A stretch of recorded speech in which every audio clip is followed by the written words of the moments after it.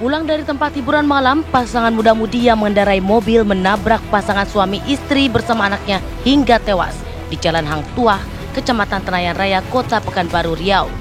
3 pengendara sepeda motor tewas tertabrak mobil yang baru pulang merayakan pergantian tahun baru di tempat hiburan malam.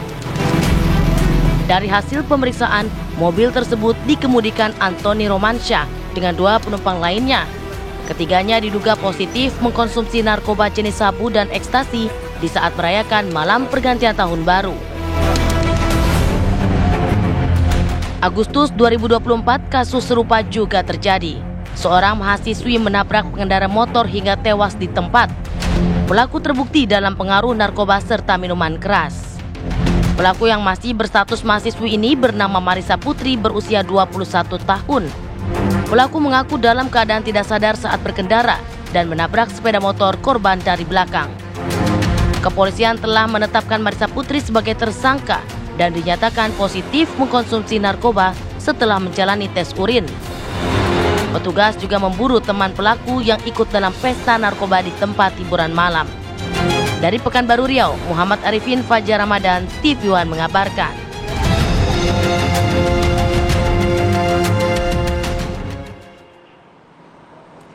Baik pemirsa, terkait dengan hal ini kita akan bahas dengan psikolog forensik yang sudah hadir bersama kami di studio. Ada Mbak Cassandra Putranto. Selamat pagi Mbak. Selamat pagi Mbak. Selamat pagi. Sehat Mbak? Alhamdulillahirrahmanirrahim. Iya Mbak, kalau melihat dari paket yang ditayangkan tadi, bagaimana seharusnya perlakuan hukum nih terhadap pelaku kecelakaan yang juga mengkonsumsi obat-obatan terlarang dalam kondisi mabuk seperti itu?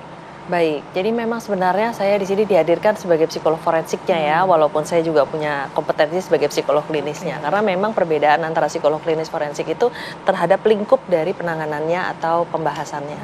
Nah, kalau dari sisi klinis memang dari sisi gangguannya sebagai orang dengan masalah adiksi gitu ya. Tapi dari sisi hukumnya ini berarti kan bagaimana hukum-hukum yang terlibat di dalam kasus ini. Jadi berarti ada undang-undang narkotika, kemudian ada undang-undang lalu lintas gitu. Nah, sekarang yang kita ketahui adalah bahwa dengan adanya kecelakaan yang menyebabkan orang meninggal itu minimal ancaman sanksi hukumannya itu 6 sampai 12 tahun gitu ya. Nah, ini karena ada latar belakang di bawah pengaruh narkoba, tentu ada pertimbangan-pertimbangan lain berdasarkan jurisprudensi yang ada ya biasanya bisa lebih dari antara 6 sampai 12 itu mungkin bisa 8, bisa 10, nanti tergantung di dalam proses persidangan. Tapi kalau kita melihat fenomena ini kan masih terus terjadi ya dan sepertinya tidak mengalami penurunan begitu. Apakah memang hukuman-hukuman ini kurang memberikan efek jera bagi para pelaku? Iya, permasalahannya adalah kita harus bedakan di mana ini adalah orang dengan masalah adiksi gitu ya. Ini berarti dari sisi psikolog klinis saya harus bicara gitu ya. Orang dengan masalah klinis itu sudah diketahui memang punya masalah dan ada gangguan di dalam fungsi ya dan struktural otaknya ketika sudah mengonsumsi. Nah, mereka ini kan juga bisa dibilang akhirnya menjadi korban dari situasi yang ada di Indonesia bahwa peredaran gelap narkoba itu kenyataannya masih banyak gitu ya, dan tentu saja dari Badan Narkotika Nasional, dari Kepolisian Republik Indonesia juga sudah bekerja untuk berusaha menurunkan angka peredaran gelap ini, dan di salah satunya adalah untuk melindungi masyarakat Indonesia. Nah, persoalannya adalah sudah berpuluh-puluh tahun dari selama ini begitu ya, kita sekarang ketahui bahwa faktanya orang yang menyalahgunakan narkotika ini masih banyak ya, dan tentu saja ini kan bicara tentang demand ya, orang yang menyalahgunakan narkoba ini kan berarti mereka butuh untuk menyalahgunakan itu kan, mengkonsumsi narkoba itu. Nah, sementara dari suplainya ini sendiri juga banyak. Kalau misalnya memang suplainya bisa ditekan, jadi barang tidak ada, mereka kan berarti kan tidak bisa menyalahgunakan ini. Jadi kita punya dua problematik yang tentu saja menjawab pertanyaan mengapa sampai sekarang ini udah tahun 2025 nih yang harusnya kita punya PR untuk membereskan ini, tapi sudah puluhan tahun juga tetap menjadi masalah karena selalu berada di dalam situasi yang kompleks untuk penyelesaian masalah ini, baik dari sisi penanganan supply maupun penanganan demand-nya. Nah, ini saya berharap sih sebenarnya di tahun 2025 ini kita punya terobosan-terobosan baru ya, terutama untuk menangani di mana orang dengan masalah adiksi ini secara hukum harusnya memang hukumnya rehabilitasi. ya, wajib rehabilitasi. Tetapi tentu saja apabila tidak disertai dengan situasi-situasi yang misalnya ada pelanggaran hukum yang lain, ya, apakah memang terlibat dengan peredaran gelap, apakah terlibat dengan kecelakaan lalu lintas atau yang lain lagi, kekerasan dan lain sebagainya. Karena penyalahgunaan narkotika itu betul-betul bisa merusak fungsi dan struktur otak. Yang ini tentu saja harus menjadi pembelajaran masyarakat Indonesia. Iya, nanti kita akan bahas dengan Mbak Cassandra terkait bagaimana jika dampaknya hingga menimbulkan korban jiwa seperti yang terjadi di Riau ini. Kita akan bergabung dulu dengan keluarga korban. Ada Ibu Desniwati yang sudah terhubung melalui daring. Selamat pagi, Assalamualaikum Bu. Waalaikumsalam. Ya, sebelumnya kami turut berduka cita atas peristiwa yang terjadi beberapa waktu lalu, Bu. Kita harap keluarga diberi ketabahan dan baik. Dan Bu Desniwati, bagaimana saat ini keluarga menanggapi peristiwa ini, Bu? Kami dari pihak keluarga menunggu dari yang berwajib untuk menuntaskan masalah ini dengan hukuman yang setimpal atas meninggalnya keponakan saya. Ya, Bu Desni, apakah Ibu pada saat malam kejadian ini mendapatkan kabar dari pihak kepolisian begitu, Bu? Atau mungkin ada keluarga yang menghubungi pada saat itu? Kebetulan HP almarhumah dapat sama orang yang di sana, langsung menghubungi kontak yang terakhir. Ya, apakah saat itu keluarga barulah dikabari pihak bahwa keluarga langsung ke TKP? Waktu di TKP, almarhum korban masih tergeletak di tempat. Bu Desniwati, boleh diceritakan lebih rinci, Bu, mungkin awal ini kan kejadian tabrakan di jalan raya, Bu. Apa yang sebenarnya korban ingin kemana ketika kejadian, Bu Desniwati? Oh ya, korban dia ingin menjenguk mamanya, mertua dari keponakan saya langsung di daerah Lirik. Baru dalam perjalanan tidak jauh dari tempat, dari rumah, itulah kejadian ditabrak dengan mobil. berarti belum lama setelah meninggalkan rumah ya, Bu, ya, kejadiannya ya, Bu? Iya, belum lama. Belum sampai 1 jam. Iya, Bu Desniwati, kita ingin mengkonfirmasi berarti satu keluarga ini terdiri dari satu anak saja begitu, Bu? Tidak ada anak lainnya mungkin yang ada di rumah? Masih ada anak satu yang selamat karena dia tidak ikut mamahnya. Baik. Anak cewek umur 14 tahun, kelas 2 SMP. Baik.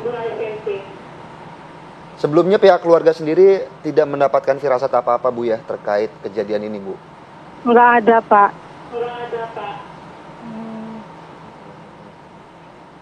Baik, Bu, mungkin Ibu bisa ceritakan juga keseharian dari keluarga ini bekerja di mana, seperti apa, Bu, sehari-harinya? Kalau almarhumah, dia seorang ibu rumah tangga. Kalau almarhum, dia adalah security di Aqualis, tempat laundry. Sementara itu sejauh ini apakah ada informasi dari polisi, Bu, terkait perkembangan penyelidikan dari kasus ini seperti apa, Bu? Lagi apa, Pak? Lagi diproses, Pak. Apakah Kami menuntut Ibu sendiri sudah bertemu prosesnya dengan lebih pelaku segera penabrakan dan- mungkin, Bu? Ya, Apakah pihak keluarga sudah bertemu dengan pelaku penabrakan? Apakah pelaku sudah mungkin meminta maaf kepada keluarga? belum ada. Pihak dari dia belum ada untuk datang menemui keluarga. Barangkali Bu, karena dia bukan orang dari Pekanbaru asli. Baik, baik. Baik, terima kasih, Terima kasih, Bu Bu Desniwati. Desniwati. Sekali lagi Pelaku. kami turut berduka cita. Ya, terima kasih Bu. Semoga Baik. semuanya Semoga bisa selalu tuntas diberikan dengan ketabahan ya. secepatnya. Dan Baik, kita amin. harapkan Kita bersama. harapkan yang bersama. Dengan Terima kasih hukumnya Bu sesimpel Desniwati ya, Pak, atas ya. waktunya Bu. Baik, kita kembali ke Mbak Cassandra. Tadi sudah mendengar bagaimana penjelasan meminta hukuman yang setimpal. Tapi nanti kita jawab setelah jeda, Mbak Cassandra. Saat lagi pemirsa.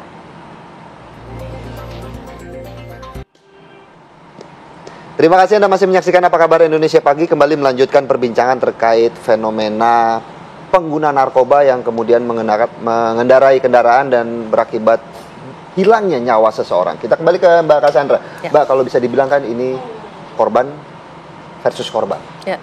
Pengguna kemudian menghilangkan nyawa orang. Kalau melihat Mbak Cassandra sendiri, melihat dari kacamata Mbak Cassandra seperti apa? Ya, kembali lagi bahwa orang dengan masalah adiksi ini tadi kita udah sebut ya, memang dia korban dari situasi gitu. Tetapi kan kembali lagi bahwa setiap orang ini juga harus punya kesadaran. Nah, ini yang mungkin akan bisa kita lihat dari tingkat kesadaran masyarakat terhadap hukum gitu ya, bahwa kalau misalnya memang punya penyakit atau punya habis mengonsumsi narkoba itu jangan mengendarai kendaraan gitu kan. Jadi kalau bahasanya if you drink don't drive, if you drive don't drink kan gitu. Nah, tapi karena tingkat kesadaran ini di Indonesia masih rendah, walaupun hukumannya ada, sudah ada sanksi hukumannya, tidak boleh kan tentu saja. Tetapi karena masih ada tingkat kesadaran hukum yang rendah itu tadi, jadi ya mereka terlepas dari sisi dampak narkotikanya yang mungkin menjadi tidak sadar. Di beberapa kasus kan tidak sadar, ngantuk, kemudian tidak bisa mengendalikan atau mungkin ada halusinasi selain sedang mengendarai misalnya gitu ya. Nah, kita kan juga perlu tahu dari sisi kan ada yang mungkin alkohol, ada yang narkotika jenis A, jenis B dan lain sebagainya. Itu semua kan dampaknya berbeda-beda pada saat dia mengendarai. Nah, tapi ketika semua itu menjadi tidak ada, normanya yang juga akhirnya diabaikan oleh masyarakat, sehingga akhirnya ini masih sering terjadi di Indonesia. Tapi kalau mendengar harapan dari keluarga tadi, ini berbicara mengenai keadilan buat keluarga korban, karena ini dampaknya menghilangkan nyawa seseorang, itu seperti apa harusnya nanti pelaku yang juga pengguna narkoba ini diperlakukan, dihukum pidana atau hanya direhabilitasi? Tapi kalau hanya direhabilitasi, keluarga mungkin merasa ini tidak adil, itu seperti apa? Baik, yang jelas kita sangat berduka cita ya dengan hilangnya satu keluarga ini. Kan ada 4 orang dalam keluarga, sementara yang 3 langsung meninggal, yang 1 di rumah kebetulan karena tidak ikut. Berarti kan dia menjadi yatim piatu dalam waktu 1 malam gitu ya. Yang jelas kewajiban rehabilitasi ini tentu hanya bisa diberikan kepada orang dengan masalah adiksi yang memang tidak punya pelanggaran hukum lain begitu. Jadi kalau misalnya ada pelanggaran hukum tadi, misalnya mungkin kekerasan, kemudian pelanggaran lalu lintas, atau mungkin apalagi yang mengakibatkan seseorang meninggal, tentu hukumannya lebih ya dari sisi yang jelas sekali undang-undang narkotika dari 6 sampai 12 tahun ancaman hukumannya. Nah, apabila sampai undang-undang lalu lintas ya, undang-undang lalu lintas apabila menyebabkan orang meninggal itu 6 sampai 12 tahun. Nah, apabila di bawah pengaruh narkotika tentu dan kemudian ada psikodinamika yang lain mungkin bisa lebih dari 6, jadi bisa antara 8 sampai 10, ditambah dengan kewajiban untuk ganti rugi untuk menanggung biaya terutama anak ini karena masih 14 tahun kehilangan ayah dan ibu. Baik, Mbak Cassandra, terima kasih banyak atas waktunya Mbak Cassandra terkait penjelasan, dan tentunya kita berharap fenomena ini bisa berkurang di tahun 2020. Tentu kita semua berharap demikian. Terima kasih Mbak Cassandra. Sama-sama. Dan pemirsa, ini juga akhir perjumpaan kita di Apa Kabar Indonesia Pagi. Saya Andi Kumala dan rekan saya Philip Pusionaso pamit undur diri. Sesaat lagi Anda dapat menyaksikan kabar utama pagi bersama Celia Alexandra. Sampai jumpa.